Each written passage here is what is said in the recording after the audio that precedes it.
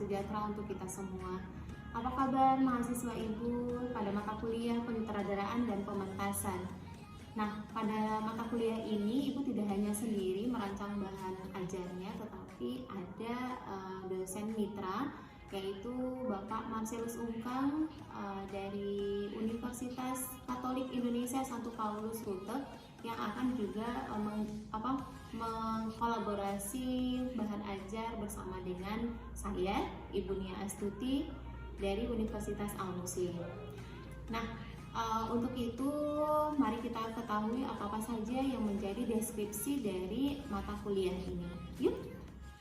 Nah, untuk deskripsi dari mata kuliah ini, yaitu mata kuliah penyutradaraan dan pementasan, yaitu secara umum, maka tujuan dari mata kuliah ini adalah memperkenalkan skill dari mahasiswa, yaitu pada bidang penyutradaraan dan pementasan.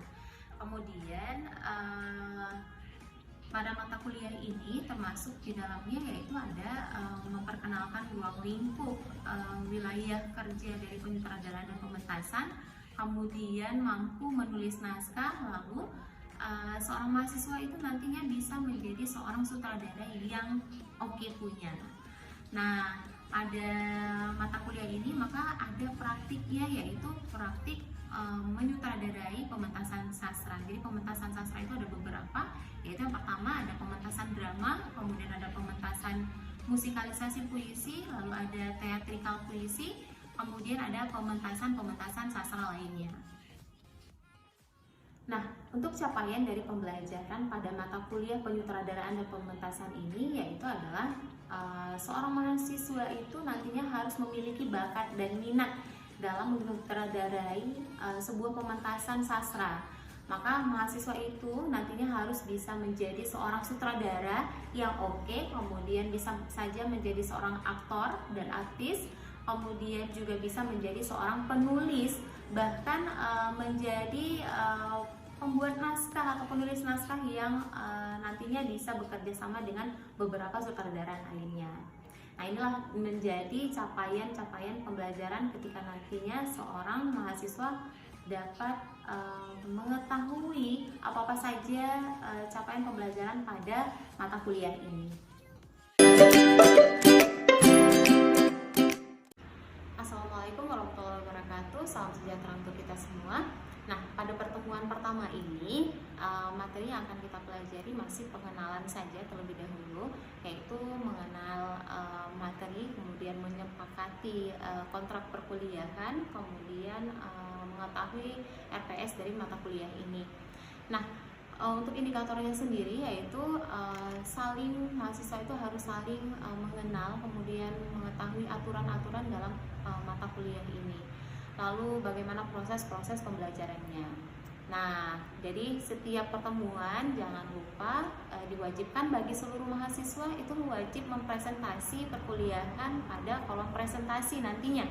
Nah, kemudian simaklah pembelajaran yang akan diunggah pada akun e-learning. Kemudian mahasiswa harus saling berdiskusi, baik berdiskusi dengan teman-teman atau dengan dosen itu sendiri. Setelah kita saling berkenalan, maka Ibu lanjutkan materi kita, yaitu tentang ruang lingkup penyutradaraan dan pementasan. Nah, penyutradaraan itu sendiri ada yang tahu tidak apa itu penyutradaraan? Nah, penyutradaraan itu adalah sebuah proses yang bagaimana sih? Yaitu proses memilih naskah dan menganalisis naskah, kemudian merancang audisi dan melakukan pilihan pemeran, dan kemudian dia juga memilih atau membimbing latihan aktor, lalu mempersiapkan elemen pementasan. Nah, kemudian yang terakhir yaitu mengevaluasi hasil dari pementasan itu. Nah, kemudian ada yang namanya sejarah dari pementasan itu sendiri. Nah, ada yang tahu tidak sejarahnya itu bagaimana? Maka pada mulanya pementasan atau teater sastra itu tidak mengenal adanya sutradara. Namun bagaimana? Nah, pementasan sastra atau teater itu muncul dari sekumpulan pemain yang memiliki gagasan untuk mementaskan sebuah cerita. Kemudian mereka itu berlatih dan memainkannya di hadapan penonton, sehingga karena banyaknya pemeran-pemeran itu yang sudah pintar atau yang sudah bagus sekali permainannya, maka dialah yang nantinya menjadi seorang sutradara untuk pemain-pemain yang lain. Nah, ada seorang para ahli yaitu Kenneth Lee. Pada tahun 1967 beliau pernah membuat sebuah tulisan mengenai ruang lingkup dari penyutradaraan. Nah, maka ruang lingkup dari penyutradaraan itu sendiri itu terdiri dari 3 tahap kerja. 3 tahapan kerja ini, itu yang pertama adalah tahap perencanaan. Nah, tahap perencanaan ini adalah bagaimana naskah itu diterjemahkan dari naskah drama atau naskah pementasan menjadi naskah visual dalam sebuah ruang. Kemudian ada ruang, waktu, kemudian warna pemanggungan, kemudian dan lainnya. Kemudian ada lagi di tahap kedua. Tahap kedua itu adalah naskah itu harus diubah bentuknya menjadi tubuh dan suara aktor. Nah, kemudian serta perancangan artistik, merancang naskah menjadi elemen artistik dalam sebuah pertunjukan.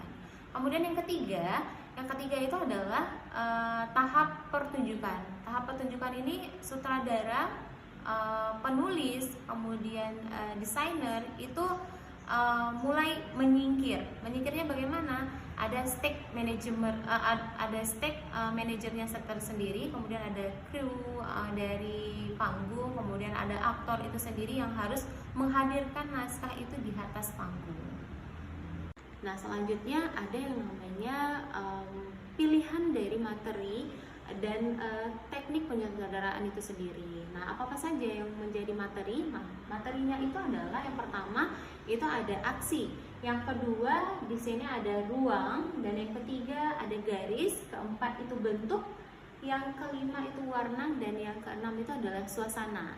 Nah, untuk teknik sendiri juga ada beberapa pembagian, yaitu yang pertama adalah komposisi, kemudian ada pengadeganan, kemudian ada gerak, bagaimana dia bergerak nantinya, kemudian ada gerakan berpindah dari adegan satu ke adegan kedua, kemudian ada penghayatan dari dramatik itu sendiri, kemudian ada yang namanya irama permainan. Nah, itu yang menjadi teknik dan pilihan materi dari penyutradaraan. Oke, untuk tugas dari sutradara itu yaitu adalah seorang seniman atau pekerja seni yang bertugas untuk mengkoordinasi satu proses penggarapan dari naskah lakon yang dipilihnya. Maka sutradara itu juga bertanggung jawab secara penuh atas sebuah pertunjukan dari awal proses hingga naskah tersebut itu ditampilkan di atas panggung. Nah, maka tugas dari sutradara yaitu adalah melakukan semua rentetan proses-proses dari sebuah pertunjukan. Nah, selanjutnya ada nantinya tugas yang harus dikerjakan oleh mahasiswa. Coba-coba saja dulu di rumah untuk menjadi seorang sutradara itu bagaimana. Nah, maka seorang mahasiswa nantinya akan menjadi sutradara dan menyutradarai sebuah naskah lakon yang bersama dengan tim-timnya. Jadi nanti akan ada tugas-tugas terstruktur dari mata kuliah ini, maka dapat dilihat di akun e-learning itu sendiri. Nah, jangan lupa untuk sering-sering melakukan diskusi pada forum diskusi di akun e-learning umuslim.ac.id. Nah, sudah berakhir ya mata kuliah kita pada pertemuan kali ini, pertemuan pertama. Maka jangan lupa untuk presentasi, kemudian mengunduh beberapa materi-materi yang nanti sudah diunduh pada akun e-learning. Kemudian jangan lupa melakukan